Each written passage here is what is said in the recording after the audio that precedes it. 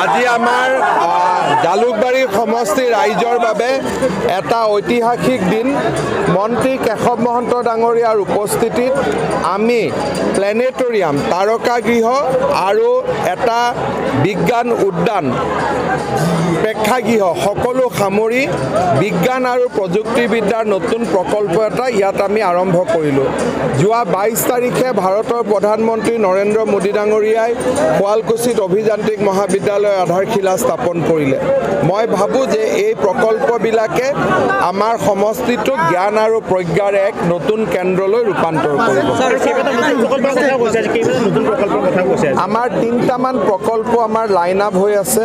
এটা প্ৰকল্প হ'ল আগিয়াঠুৰিৰ পৰা শুৱালকুছিলৈ এটা বিকল্প ৰাস্তা নিৰ্মাণ ব্ৰহ্মপুত্ৰ নদীৰ পাৰে পাৰে। এই প্ৰকল্পটোৰ কাম ইতিমধ্যে বহুদূৰ আগুৱাই গৈছে। আমিনগাঁৱত এখন কেঞ্চাৰ হস্পিটেল বিশ্বমান বিশিষ্ট, এই প্ৰকল্পটো আগুৱাই গৈছে। শংকৰদেৱ ইউনিভাৰ্চিটি অৱ হেল্থ ছায়েন্সক ইয়াত মাটি দিয়া হৈছে। ইউনিভাৰ্চিটিখন ইয়াত অহাৰ লগে লগে কাষত এখন মেডিকেল কলেজো হ'ব। গতিকে গোটেই কামবিলাক ইতিমধ্যে আগুৱাই গৈছে।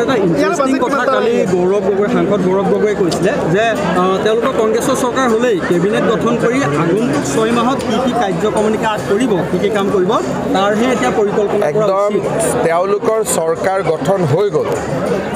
আজমল, গৌৰৱ গগৈ চবে মিলি মন্ত্ৰীসভা গঠন কৰিলে, মইতো মানি লৈছোঁ। খালি অসমত নহয়, বাংলাদেশত।